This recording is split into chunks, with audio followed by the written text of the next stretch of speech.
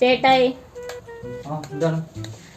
ഞാൻ പല പ്രാവശ്യം പറഞ്ഞിട്ടുണ്ട് ഇവിടെ നടക്കുന്ന കാര്യങ്ങളൊന്നും എങ്ങും പോയി പറയരുത്.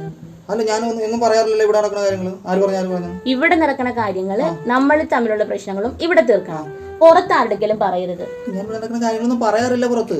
എന്നിട്ട് ഇന്നലെ എന്റെ അച്ഛൻ വിളിച്ചല്ല? അച്ഛൻ വിളിച്ചായിരുന്നു.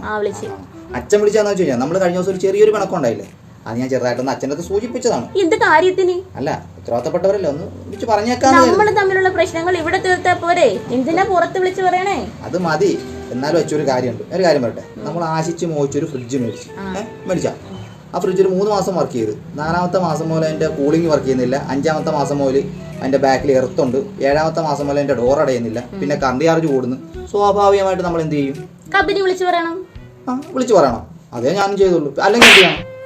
അല്ലെങ്കിൽ അത് എടുത്തിട്ട് പോയിക്കോളാൻ പറയണം. ഇതൊക്കെ തന്നെയല്ലേ ഞാനും ചെയ്തത്.